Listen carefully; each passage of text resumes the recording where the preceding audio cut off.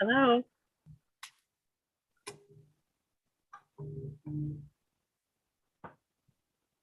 All right, it is 6 o'clock. We have quorum, so we'll go ahead and call the meeting to order. I want to welcome everyone to the Casa Esperanza Board of Directors meeting for April 7th. And we will get right into it and start with the reading of our conflict of interest statement, followed by our mission statement, please. All righty, good evening, everyone. Board are reminded that it is duty to avoid conflicts of interest and the appearance of conflicts of interest as we work of the board. Does any member of the board know of any conflict of interest or any apparent conflict with respect to any matters coming before us at this meeting? If so, please state them for the record. If during the course of the meeting you become aware of any actual or apparent conflict of interest, please bring the matter to the attention of the chair. It will then be your duty to abstain from participating in discussion on the matter and from voting on the matter. Mission statement. Casa Esperanza Montessori educates students using the Montessori philosophy and Spanish language acquisition in a way that develops independent, self-motivated individuals who possess the critical thinking skills necessary to become responsible global citizens. Thank you, Ms. Perry. Next, we have our consent agenda. I am not aware of any changes that need to be made from the one that was sent to us yesterday from the board members or from the school administration. Are there any changes to the agenda? No. I don't have any changes, Ms. Taylor. Shanika, did we get the financials? Yes, ma'am. Cool. Okay. All right. With no edits, is there a motion for the agenda? Motion I move that we accept. Second. Okay, all in favor? Aye, Monique. Aye, Saraka. Aye, Alice. Aye, Monica. Aye, John. Any opposed? All right, agenda is approved. We'll move on to public comment. If anyone is here for public comment tonight, please feel free to use the raise hand feature on Zoom and we will call on you, or you can enter your name into the chat and in the same manner, we will call on you. Allow just a moment. Okay, we have Ms. Draper. Ms. Draper, you have up to 3 minutes. Go right ahead. You're still on mute. I'm sorry. Happens to all of us. I'll get there one day. I'll get there one day. Thank you all so much for everything you are doing. It, like, with all of the bumps in the roads and changes and everything, I want to say thank you for keeping us stable and constant, and just thank you for that. My comments today was, or actually it's more of a question that I'm hoping that you will work into a conversation somewhere, of clarification for masks with volunteers. We have had a lot of PFA questions for masking with volunteers versus outside and inside and all of that. And so I said that I would reach out and maybe try to get some clarification so that in a more public forum, so that we would all be on one page and one, like, yes, this is exactly what we're hoping to do. So that's all I have to say, other than, again, thank you for everything y'all are doing. Thank you, Ms. Draper. I do believe Ms. Connor will be able to provide more information on that. She may already have some scheduled slots to do that for clarification. So for announcements, are there announcements from the administration or from the board? I don't have any announcements, Ms. Taylor. Okay. All right. The only thing that I would like for the board to enter into record, Ms. Perry, if you will, just note the memo that went to the community to document that Ms. Outlaw is remaining on leave through the end of the year. And if there are no further announcements, we will move on to the approval of minutes. Board members, you will see in your folder the 3 sets that need to be approved excuse me, 4 sets. We have March 3rd, 4th, 11th, and 17th. And 2 of those were our regularly, well, an interim meeting and then a regular monthly meeting. I know that Ms. Perry and myself have looked at any edits, but nothing major noted there. Do any How other? How many, Monique? I see 3. 4. It should be, I see the other one that it's the naming is off. It's further down. Oh, I see. Oh, well, further up. Yes, I see it. 323. Yes. Sorry. Yeah, sorry Yes. about that. That's okay.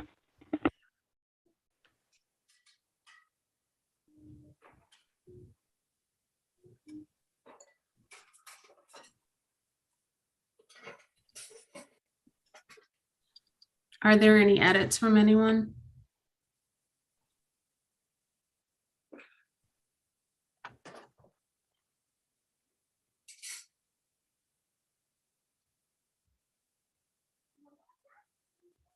Okay, hearing no edits anything. made. I'm sorry, Alice, go ahead. No, I just said these look fine from what I'm seeing. I'm gonna go ahead and just rearrange that order so we can all go through one by one. So you'll need to refresh your view. I just renamed the header, nothing else. Okay, so we will go through 4 motions for each set of minutes. If everyone is ready. Is there a motion concerning the minutes from our March 3rd, 2022 meeting? Motion to approve. Second, Alice. All in favor? Aye, Monique. Hi, Rocco. Hi, Monica. Hi, Alice. John. Minutes passed. Is there a motion for the minutes for our March 4th, 2022 meeting? I move that we approve the minutes for March 4th meeting. I second, Rocco. All in favor? Aye, Monique. I saw. Hi, Monica. Hi, Alice. Hi, John. Any opposed? Motion carries. Minutes are approved. Is there a motion for the March 11th, 2022 meeting? Motion to approve the March 11th, 2022 meeting minutes. Rocco. Second, Alice. All in favor? Aye, Monique. Hi, I Monica. Rocco. Hi, Alice. Hi, John. Any opposed? Motion carries. Is there a motion for the minutes of March 17, 2022? So moved. Motion This is to John. approve. I second, Rocco. All in favor? Aye, Monique. Hi, Monica. Rocco. Hi, Alice. Hi, John. Any opposed? Okay, motion carries. Those 4 sets of minutes are all approved. Thank you very much. Moving on, our next item on the agenda is new business.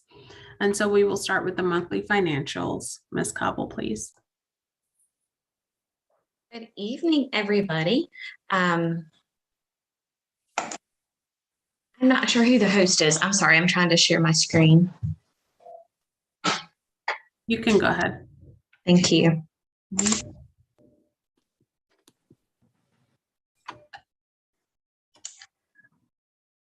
Okay, can you guys see the financials? Yes. Make sure to make them bigger. I was gonna say, yeah, I was gonna say, hit that plus button a couple of times. I'm hitting yeah. it, but it's very slow responding. So let me Yeah, and I've try got it again. blown up in another monitor over here too for my old eyes. Oh, we'll do it this way. I'll do it the old-fashioned way. Okay. Okay, so right now I just wanted to talk about revenues real quick. Well, actually, let me start with saying that these are the March financials. We are able to do them at the first meeting of the month because I will not be able to participate in the next board meeting. So this is a little bit early. CSP was able to get the financials to us. So this is hot off the press, so to speak. But I do want to point out that this is March financials, which means that we should be 75% through our budget for the year. We're 3/4 of the way. At this point in time, we have received 78, almost 78.5% of our revenues. If you'll see it right down here at the bottom, which means we're right on track for what we should have received for the school year so far. And that is historically fairly common. The local billing we'll see coming in at the end of the fiscal year. We'll see a lot of money dump in the month of June, but we are right on track at this point in time, which is very healthy and very good.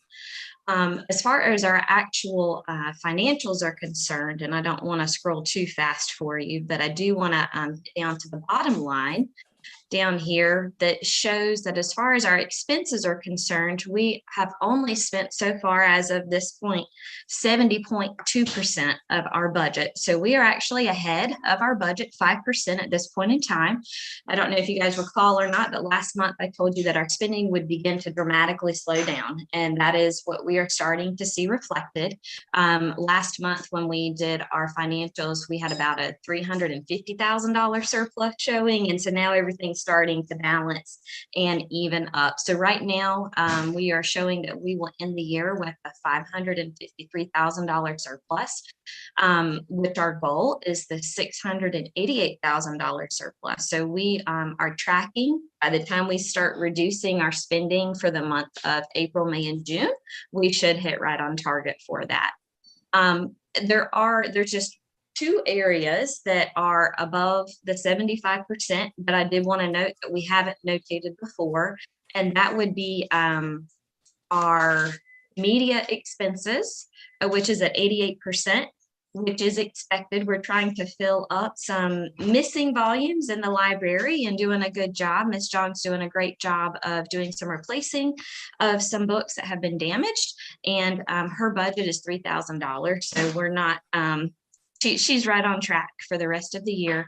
And I was going to say the other one I haven't told you about is the immigration sponsorship, but that's inaccurate. I've told y'all about the immigration sponsorship. And so nothing that's really standing out at this point in time as a concern. We are getting to the time of the year, though, where we start looking at where we haven't spent our funds, or maybe we didn't budget properly for the year. There was some adjustments that were made when we presented the new budget 2 months ago. And I would say this line item for the building maintenance and repair is currently only right at 51%. That was in anticipation of some of the repairs that we had already done this past year and some repairs that were anticipated to come shortly in the future as we prepare to transition to our new building. But we will keep an eye on that, as well as any other surpluses that we might see, so that we can better plan for next year. Do you guys have any questions concerning the financials for March?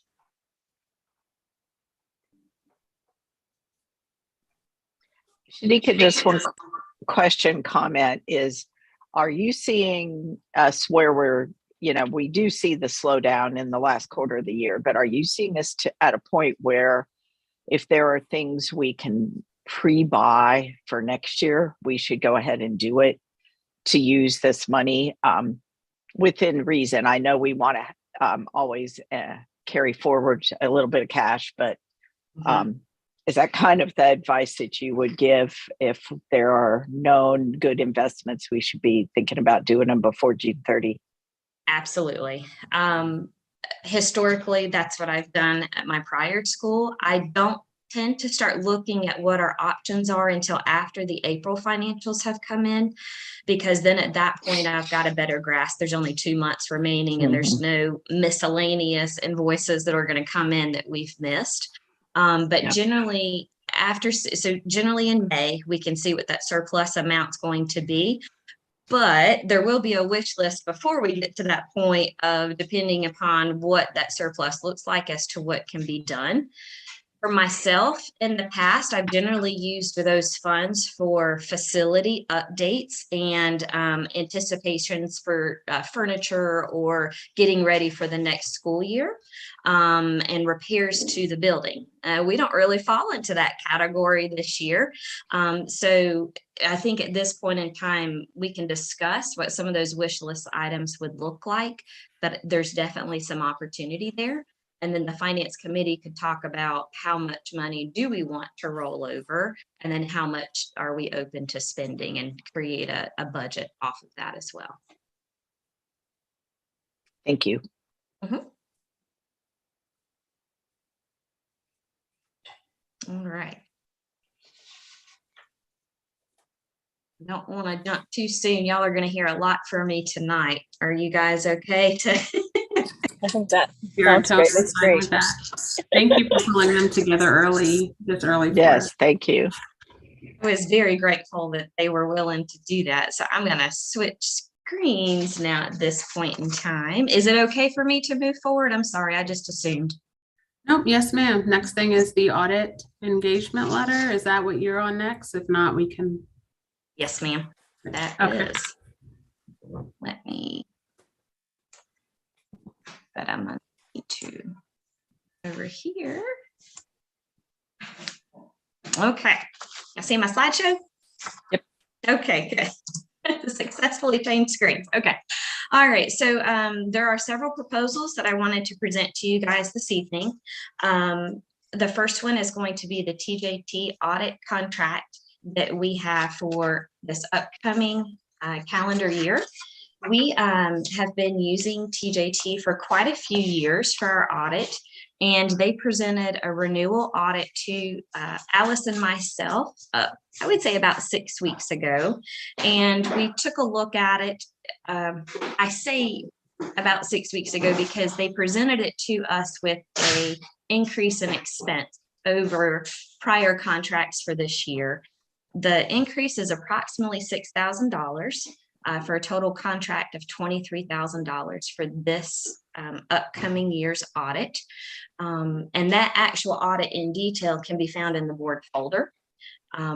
Alice and I did speak about this because, of course, a $6,000 increase on any kind of contract that we have is pause for review.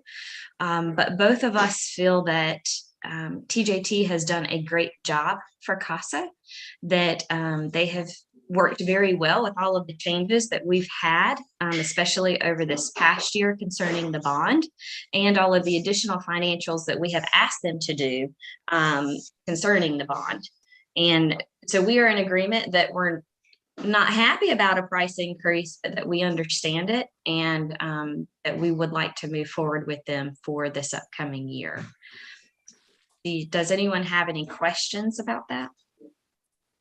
I have a question, only wanting to confirm, didn't we pay an additional, I thought it was like 4,000 last year additional because of the paperwork and tracking related to our bond we did?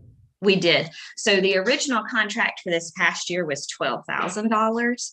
And then we had to come back and pay an additional $4,000 and an additional $550. So it wound up being $16,750 is what we wound up paying after all of the services were provided for the audit only. There is a separate expense that's incurred for them to do our tax returns. And that pricing did not change.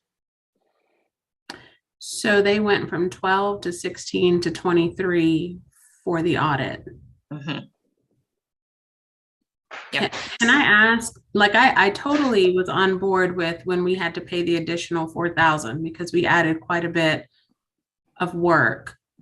Did we add kind of incrementally that much more work, or is this like kind of a perfect storm of they were going to have a huge increase regardless?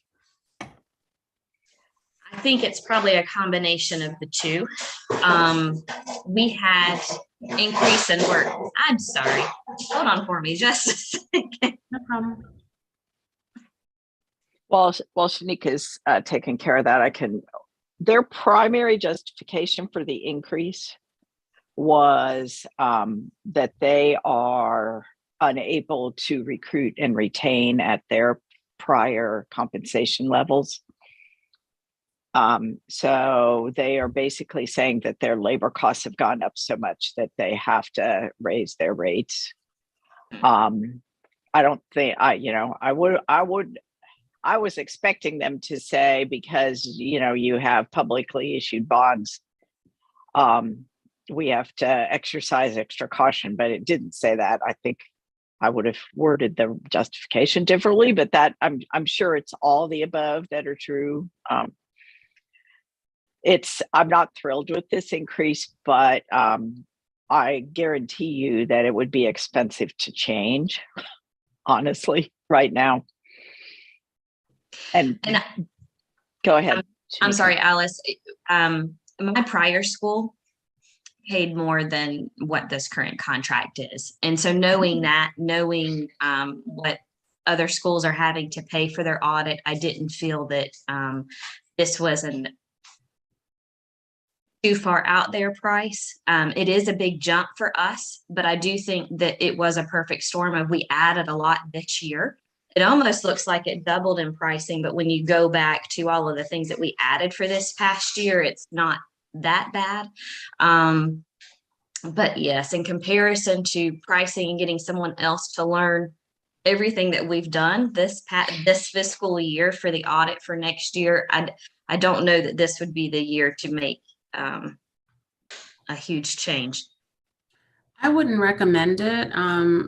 We all know that we've taken on quite a bit, so unnecessary changes, no. But I do think that as part of our fiduciary duty, I think we definitely should plan on pricing this out for next year, just so that we know for sure, that it's still comparable to other rates. But I don't have any problem. I just wanted to understand the incremental jumps for this one. Thank you for the information. Anyone else? Questions? So my question was answered. That answered perfectly. Thank you. So at this point, Ms. Cobble, shall we entertain a motion for their engagement letter? Okay. All right. Is there a motion for the engagement letter from TJT regarding the audit and the tax return for the school?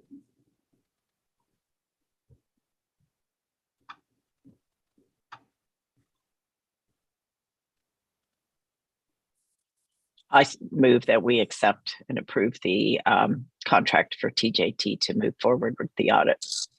And tax return? Right, Alice, and tax return? Yes, and tax return, Okay. pardon me. Okay. And John, you second? Yeah, yes, ma'am.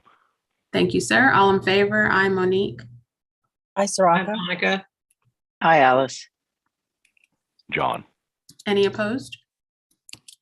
Okay, engagement letter is approved. Thank you, Ms. Cobble. You can proceed. Thank you.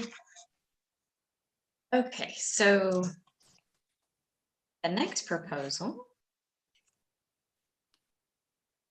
There we go. So my computer is not cooperating tonight. The next proposal I wanted to present to the board is ProLiant, which is a human resource software system.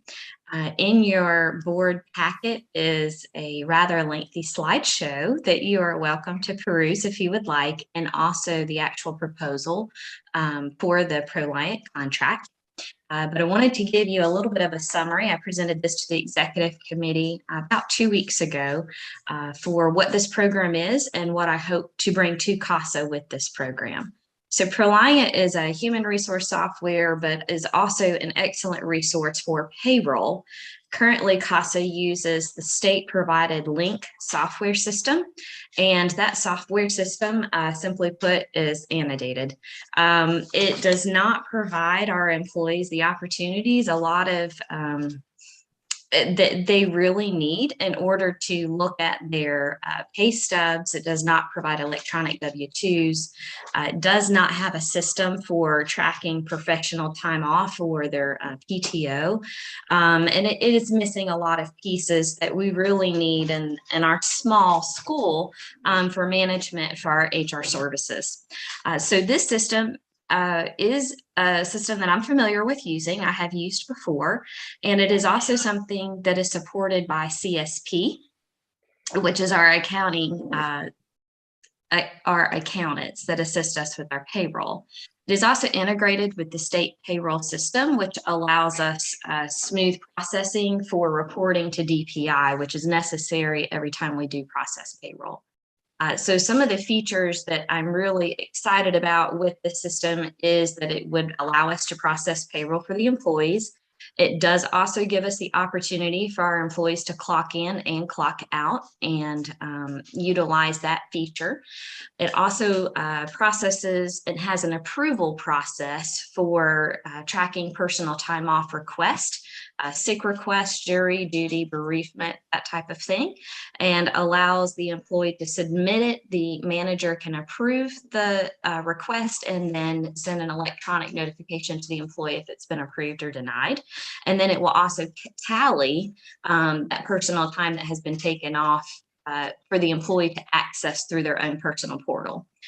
One of the pieces that I'm super excited about with it, though, is that it would allow us to onboard our employees electronically, which would then give us an electronic system that allows us to look at employees' HR records. So looking at their tax information, their payroll deductions, their tax, federal and state deductions that they are choosing, all of that would be into one system.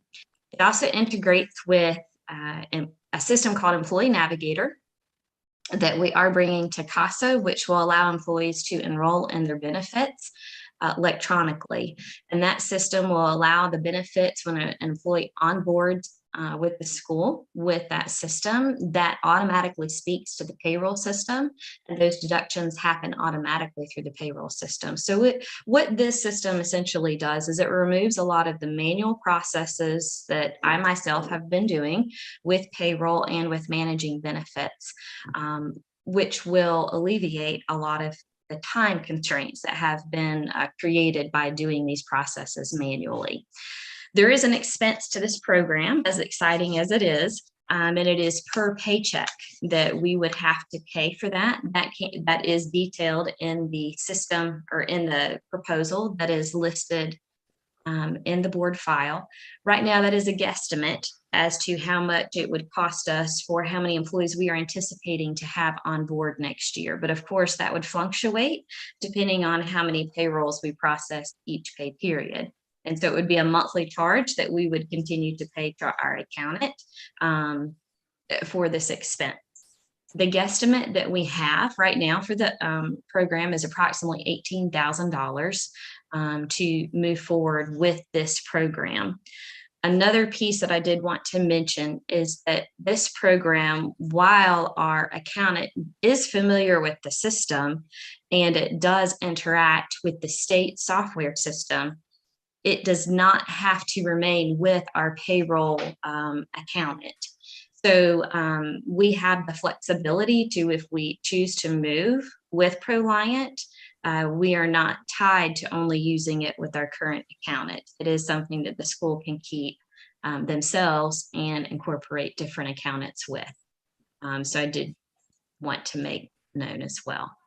Do you guys have any questions about this potential opportunity? This couple, my only question was what you started to explain at the end as far as if there were a change. Would that change? Because I know in the presentation they're on the platform for it, I guess, or on the presentation. Would that create additional work for you if we were to separate, or is it a simple matter of taking them off and you have exactly the same thing you've been used to? Yes, so I would have full access to the system, whether or not we're with CSP or we're with a different accountant or maybe even doing finances on our own. That access doesn't change. The only difference right now with CSP when you're with Proliant with them on the platform is that they do the final submission to the state.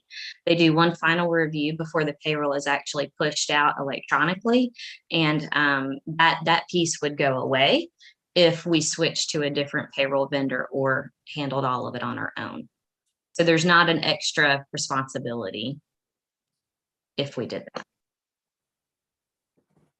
Gotcha. Okay, but they wouldn't take it away and then you have to do a brand new setup up without them. Okay, No, ma'am. No, ma'am. thank you. You're welcome. And I'm sorry, I meant to mention this. This is a 2-month onboarding process for us to switch to the system. So my recommendation is that we would start this upcoming fiscal year, July 1. So this would be ready for it to begin July 1, which is the reason why I wanted to present it early April, so that if there's any questions, we could hammer those questions out before May so that we could have it onboarded in time for our new year and for our new staff to join us. Love it. Oh, I have a question. Mhm. How many, and I should know this, and I'm embarrassed that I don't. How many employees do we have at school? How many that require paychecks every 2 weeks? So 3 weeks? it fluctuates so because of part-time, and that's Right. why it makes it a little bit harder. So we currently have 61 full-time staff that are consistent. We know they're on a contract, so we're going to have those employees for sure. And then depending upon the time of the year, we will have anywhere from 4 to approximately 12 part-time employees that we are paying a payroll on any given payroll. So that number fluctuates with during the seasons of the year. Okay, so 61 full-time equivalents, 4 to 12 part-time. Yes, sir. All right. Without too much detail, how manual is the existing process? Or how automated, whichever way you want to go about it? The payroll piece is not extremely manual. There are quite a few steps that we do, but it's not as painstaking as all of the other pieces that I handle. So the onboarding of the new hires, the time clock, right now we've converted to paper timesheets. And then Yay. also, yeah. And then the PTO process, all of that is manual, and all of that is very time consuming. And unfortunately, because it is manual, it leaves room for error or the issue for things to not be caught. Even though we do try to have at least 2 hands on every process that we do, it still leaves room for something being missed, which is one of the reasons why hopefully keeping it all in one system, it would eliminate some of those issues. Yeah, I got a better perspective. So I should have asked a better question. That it's not just the payroll piece, it's the entire human capital piece that is really lacking. Okay, sorry, this is it's the human capital piece. The payroll piece is a small piece, but of course, that's what the general population and the recipients understand. But there's so many other factors that are involved there. So the payroll piece is semi to fully automated, but it's the other piece of the PTO, the time tracking, the other thing. So approximately, if you had to put a number on it, I guess, how many hours or efforts per week would this save or consolidate? I mean, it seems like a lot. I'm guessing it's a lot, but I'm trying to put a number on it in terms of hours spent per week that would be replaced or collapsed. So right now, most of these processes are taking 2 employees. And so it would definitely reduce it to where For myself personally, it's not fair to say per week. I'd say per pay period because that's a better reflection. So I would say per pay period, I spend anywhere from probably 6 to 8 hours myself between the time clock, time sheets, the PTO tracking, and the record keeping, and then the payroll processing, just myself. And then there is a secondary employee that I would say probably an hour and a half to 2 hours for those two employees, so a total of 4 hours. All of those systems being automated are just going to now require for me to manage and make sure that they have processed or functioned correctly. So a review. It's not fair yet, having not done ProLiant with Casa's payroll yet, to say how much it would save. But I would easily say that review process could go from the 8 hours every pay period to 2 easily, because it's still going to require a review of the pro forma and to make sure that everything is recorded accurately. There's still going to be a check and balance process, but very easily it will save time. And where it's going to save the most time is going to be with the onboarding of the new hires, as well as with not only their benefits, but with their paperwork. So right now, all of that is done in a 2-hour meeting with myself, with the employee when they onboard. And now it can all be done before they even step foot on campus that first day. So that's where the big pieces are. That was kind of leading into my next question. Is so it sounded like there was a tremendous amount of paper shuffle required in today's environment. And what I think I heard was virtually, if not all, can be done electronically with the new program. Is that a fair assessment? Yes. Yes, sir. Okay. Does it leave some room for potential paper if somebody is not able to access the interwebs? Okay. All right. I'm very much a proponent of things electronic. My wife keeps me in check with things that are not always done electronic. We want to allow some opportunity for old school Etch-a-Sketch type stuff if we have to. But okay, final question. You mentioned that ProLiant is somehow intertwined, that's my word, with our accountant. How intertwined, how interrelated is ProLiant with our accountant? Okay, so there are several payroll software systems out there, right? I've personally worked with different components of ADP. There's Paychex, there's Link. There's a lot of them out there, and ProLiant is just one of those vendors.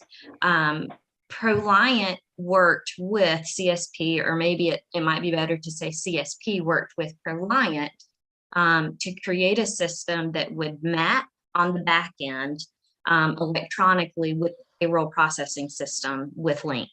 So to say that CSP, how are they? They're very integrated in the fact that CSP was the forerunner in creating, getting a vendor that was willing to create a system that worked with the state system without any issues. So CSP has a great relationship with ProLiant, but I have also used ProLiant without CSP before. So ProLiant is willing to, right now CSP is the middleman as our accountant, or I guess the broker per se for ProLiant, but ProLiant will really sell be a reseller. Yeah, exactly. Yeah. Bar. Okay. Yeah. So ProLiant, we can purchase directly from them. We don't have to have an intermediary in order for us to have the software. Okay. Yeah. Now I'm understanding a little bit better. So one way or the other, we're going through CSP. This tees it up a little bit better and allows us to be more efficient. Is that a fair assessment? Yes, sir. Okay. Yes, sir. All right. That's all my questions. Hey, John, I appreciate all your ROI questions. There's another kind of soft ROI that I think is worth mentioning. Is right now our employees don't have any place to go other than maybe some notes they've taken to see what their PTO balance is, or to look at their year-to-date earnings, or I heard that earlier with no electronic W-2s yeah, and exactly. So they're in the Yeah, I dark, caught and then the that. way they get that kind of information is to come to Shanika. So in addition to the per payroll efforts Shanika has to do, that I would call it the interruption factor of somebody asking a question or asking, can you look this up for me or whatever, all of that becomes self-service in this scenario, which is, like I said, hard to measure, but I think it's very valuable. Amen. I saw that in the presentation, in the more detail when I looked through that. So very much a proponent. I just wanted to make sure I understood a high level what was going on here. And again, I'm a little embarrassed that I didn't know how many employees, because I can factor it in and understand the interruptance factor, Alice. So thank you for that explanation. So No worries. I've answered all my questions. Thank you.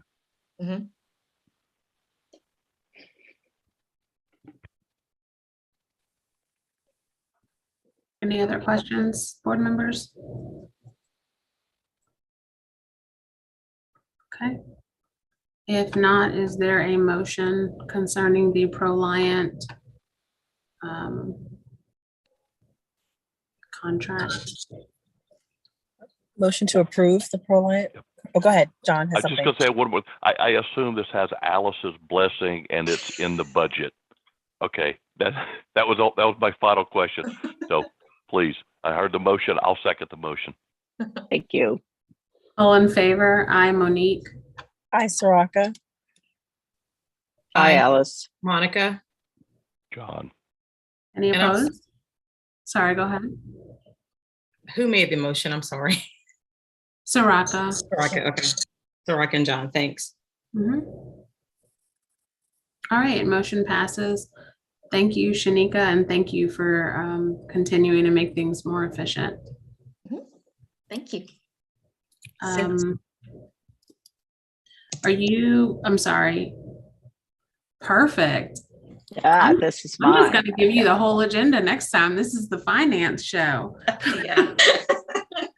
I love it. Hey, Keep it we're going. working, man. Compliance disclosure. Okay, so in your board folder, there's a document that's just a touch over a page that's titled Bond Disclosure Process Version 1. And this is just a procedural document, if you will, that I thought we just wanted to get any feedback on so we can finalize it and have it for future reference. So by way of background, we are in the bond. When we made our bond deal, there's a series of disclosures that are required, and many of them are on a cadence or a schedule, like monthly construction reports, quarterly financials. And so we have those up and running and working quite well already, which is pretty good. The one that is more of an event driven is any changes to school leadership or toward the membership of our governing bodies. And I could expand that to say any other significant changes in the school. So just to throw out a wild one, if there was a tornado and it impacted the building and we had to relocate for a period of time or something like that, and believe me, I just made this up, that would be something we would want to disclose. And these disclosures are provided to DAC, who we contracted with, and we approved that contract some time ago. And then what DAC does is they take the document that we provide them and they post it on the Emma site, which is, I put the URL in there, emma.msrb.org. So that is a publicly available site where bondholders, potential investors, people from the mutual funds that may own our bonds or whatever can go and read things that we've disclosed. So it is the internet-based way of keeping people informed of what's going on at Casa. And we have to, continue to provide updates all the way through the 35 years that the bonds are outstanding. And we have recently done several of these disclosures. One was related to Ms. Lane leaving the school. One was related to Mike Slipsky leaving the board, and the other one was related to Ms. Outlaw going on leave. So all of those were kind of one-ups. We said, oh, somebody needs to write it, somebody needs to review it. There's an expectation or desire that these disclosures be done in 10 days. So rather than reinvent the wheel every time, we thought it was good to have a procedure. So basically, Shanika is the queen of this procedure. She basically will identify when the disclosure is needed, obviously with an assist from either the board treasurer or the board chair, really, but primarily the responsibility would rest with the director of finance and operations, and secondarily really to any of us, but primarily to the board treasurer, because they should be the most familiar with the bond covenants. Then once we say, yes, we agree this is an event we should disclose,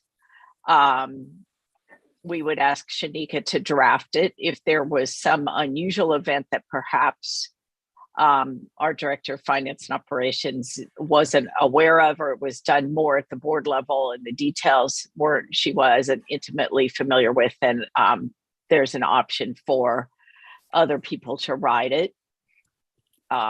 If there's someone more appropriate. It is not a book. It is, a paragraph at the most. And we have models from other schools. Each one of these disclosures has not been even a full page that we've done so far.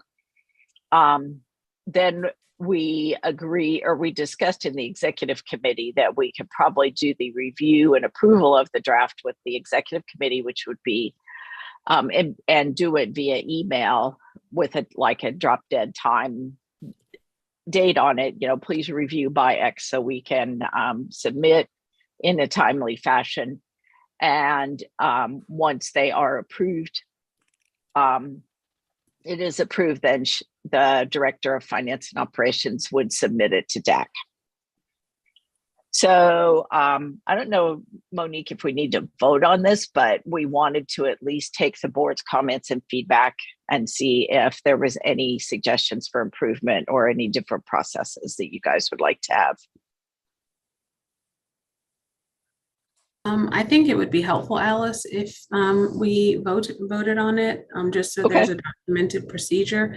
And the only other thing I wanted to add or clarify, and we can update the language if you all feel that we should, but the step of sending it to the executive committee is just to allow the committee to point out any,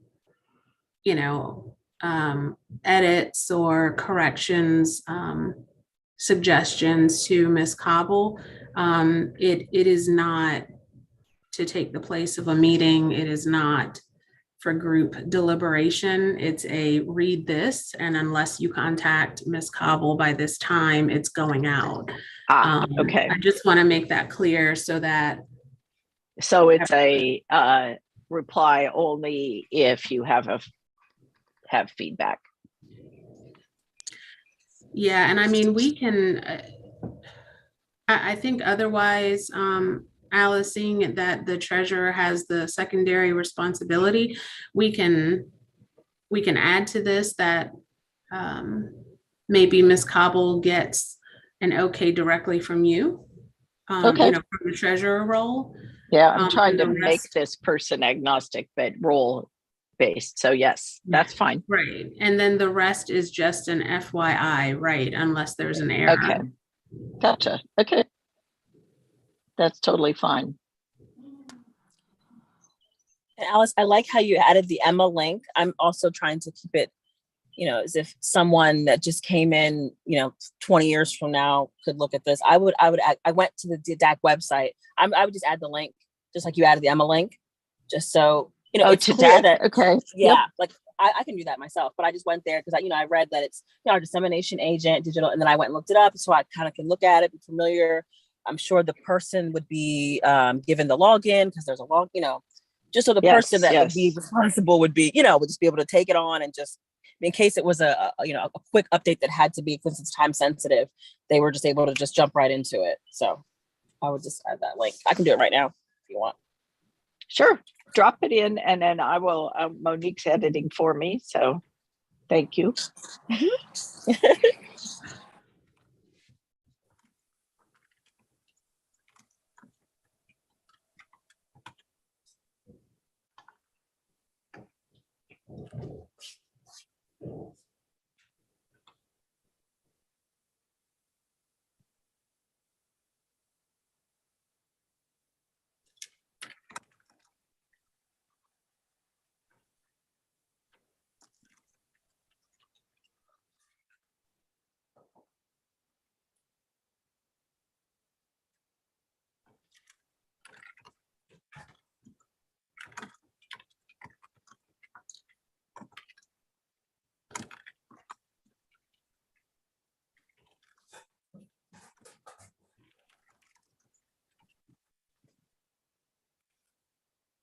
Anything else? Any other changes?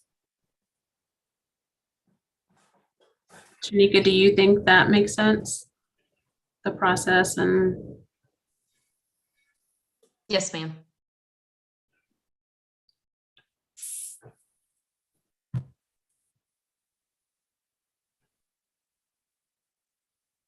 okay. I think we all understand the intent. I mean, I think if Alice and Shanika find a word that doesn't make sense later, we're okay with that. I think this is fine. If everybody's good with that, then I would just request that someone move that we approve it. Okay. I'm familiar with Emma, and I make a motion we approve. Thank you. Is there a second? I second Soraka. All in favor? Aye, Monique. Hi, Soraka. Hi, Alice. Monica? John? Any opposed? Thank you. The process for identifying, creating, and reviewing required bond disclosures is approved. Thank you so much, both of you. I believe the next item is yours also, contract revisions. I said y'all were going to hear a lot from me tonight. I hope you don't mind. This is it. Okay. In the board folder, it should be a folder for tonight's meeting that is contracts for 2022-23. And this is a generic contract. There is one document that contains revision recommendations that Ms. Connor and myself worked on, and then we presented them to the executive committee for a blessing to move forward with Donna Roscoe, our legal counsel, to make sure that we were in the right direction concerning the contract changes. And then I myself met with Donna this week, actually, and reviewed the recommendations that we had. And then based upon her recommendations, she provided a finalized contract that is in your board folder for review. So not a very well redlined option for the first one, but it has all of the revisions and the recommendations that we originally had with comments as to why those revisions were made or that we were requesting them. And then as I met with Donna, I would put notes as to Donna's recommendations. The request or the reason for why we're even in this process is that I personally found that as I was offering contracts to new hires, that there were several questions that repeatedly kept getting brought up. And so looking at the contract in comparison with contracts from other districts or maybe from other jobs, I realized that there were a few holes within our contract for some things that weren't being answered, such as work hours, job descriptions, processes for doing things. And then there were also, over the past 7 months, have been a few internal issues that we've discovered when it comes to an employee exiting prior to the end of their contract. and how their final pay is calculated, and discovered that that is, while I'm following a very similar process that Ms. Foley was doing before me, that process isn't documented anywhere, either in a handbook or in the contract. And so that needed to be addressed as well if an employee did not finish their contract term. And then as well, Ms. Roscoe had a few suggestions as far as legal language and some edits that were currently in our contract from some trends that she has seen over the past year with lawsuits for education entities. So that is the reason why we made the recommendations for these edits and how we have landed to where we are at now. And so I wanted to present those to the board for today for you guys to take a look at and ask any questions that you might have.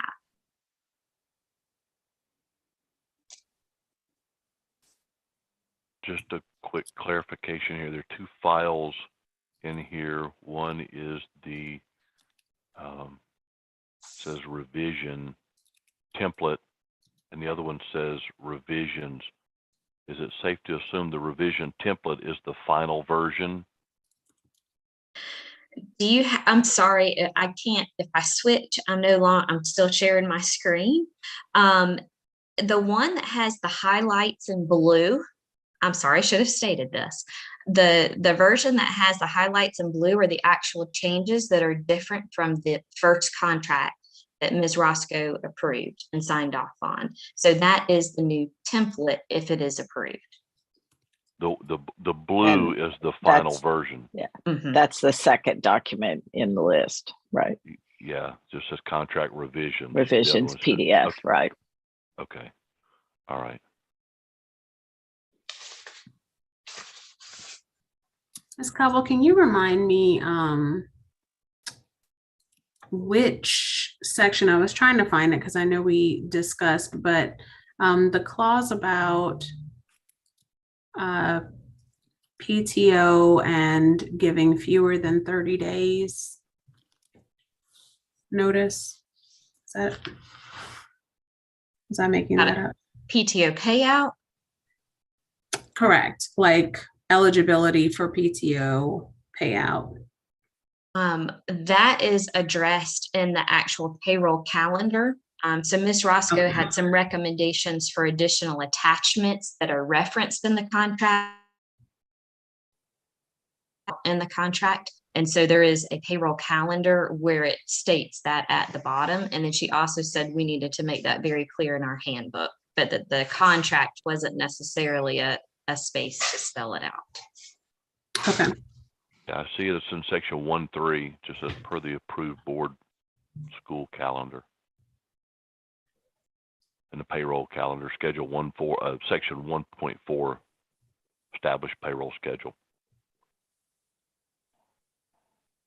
Right. I just mean I meant with respect to some of the questions that were raised before about how Around the earned PTO but unpaid, benefits. yeah. Yes. Well, and then on the very last page, there's that starred note just above the signature block. If an employee does not finish their contract term, a calculation of daily rate versus pay received will be calculated for final compensation. Correct. But that salary, that's not PTO. And I'm not saying it should be here. I totally defer to Donna. I just want to make sure that that part about PTO payout and them understanding which, like where the benefits are paid in which pay period. I just know those are some of the things that have come up before, but I think you covered them all, Shanika. They're just in the attachments. One really small thing, if I don't think this would need to go back to Donna, I just wanted to make sure in one section, we refer to your position as Director of Finance, section 1.4. And then in section 1.5, we call it Finance and Operations Director. So I would just like us to use the same title in all instances.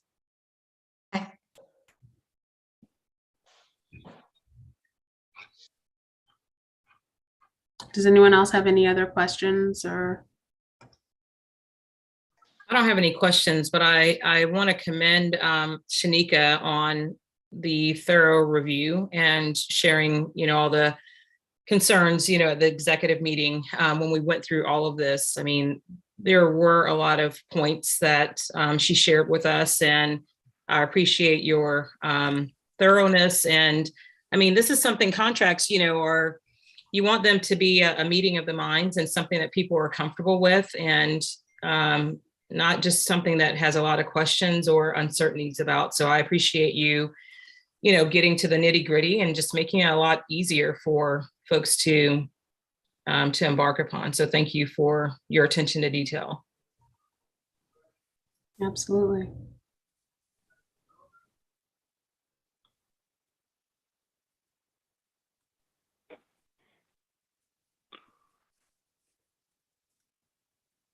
So if there are no questions or other suggestions, is there a motion regarding the 22-23 employment contract? Sorry. Motion to approve the 22-23 employment contract revisions. Second. Alice. All in favor? Hi, Monique. Hi, Soraka. Hi, Alice. Hi, Monica. Hi, John. Any opposed? All right, employment contract revisions are approved. Ms. Cobble, thank you so much for Thank you. all Wow. the productivity. It's no small feat there. No, it That's isn't. awesome. All right, moving into old business. I want to put it to John and the board if we are prepared at this junction to talk about the capital campaign. John, what is your position from development? So, the short answer is I have two concerns about the fundraising campaign. One is, a small investigation on my part is the amount of time existing staff are expected to fundraise. I talked to Mrs.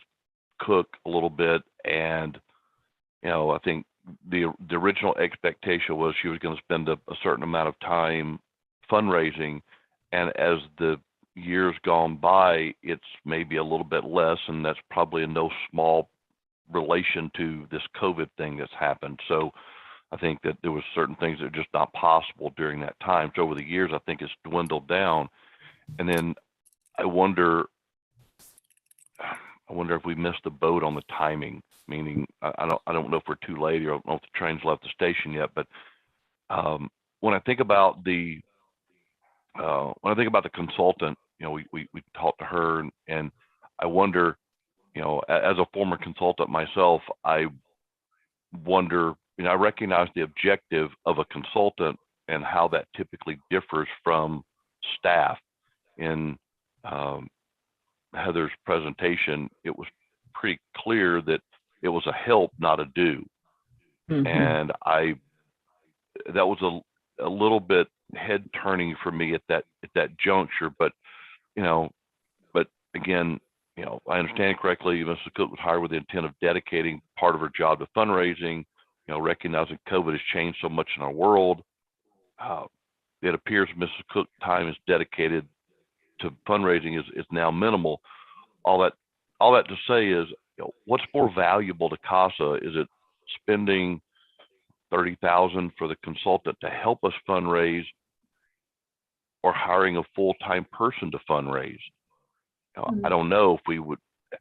And Alice, I apologize. I wanted to get with you and talk some numbers, but I just haven't had the time. I was going to put it on the agenda for the next finance committee and see if I could pop in there. But that's kind of, I don't know. That was kind of my thoughts, and I kind of backed off a little bit after the full-blown presentation, and that's kind of my thoughts.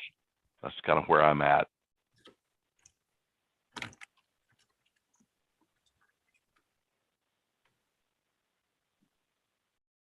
think it makes a lot of sense, John, Yeah. what you're saying. I remember from her presentation that it was, I mean, specifically asking, you know, kind of like what their deliverables would be. But to your point, I think it's a much bigger, I guess, a much bigger topic, right? That really should go back to school leadership in terms of what that role, not a specific person, but what the role will look like, and maybe what direction to take that to work in tandem with development.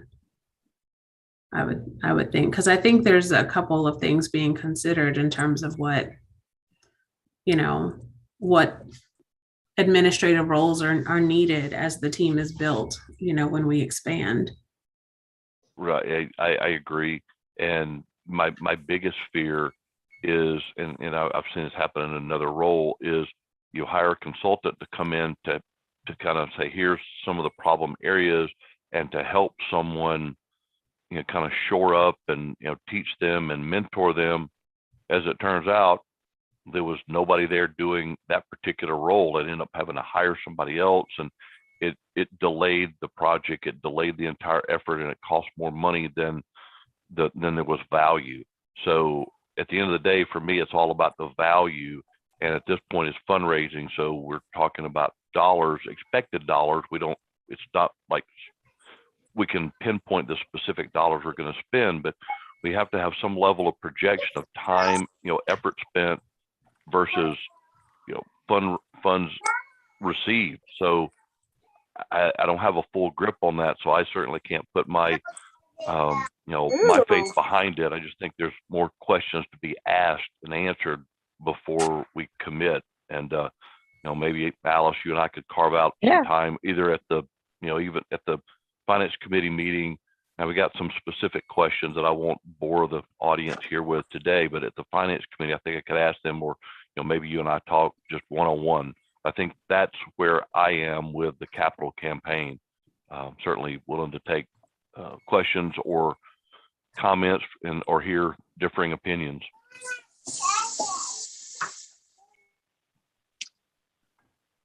John, I'm happy to have an offline conversation with you, and we can determine if we want to, you know, bring some specific questions to a finance committee meeting or an executive committee meeting or whatever. If that feels like the right next step, I'm totally in for that. I think it is. I'll ping you in the next day or so. We'll set up half hour or something. We can talk. And fabulous. I think that would be just one-on-one. I think we can figure out what we need to do. The next step may be finance committee. Yeah, and I have some thoughts, so that'd be good. Wonderful. Then we'll do that in the next week. Hopefully before the next meeting, we will have gained a little more ground and some insight. We can discuss a little bit more with the board at large. But thank you, Alice. Sure. If that's all right with everybody else, I'm good with that. That sounds great. Agreed.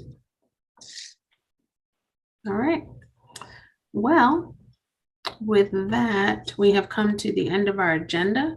Having no further business to address, is there a motion to adjourn? It is 7:07. As long as I'm still here with the mic, I'll make a motion. We adjourn.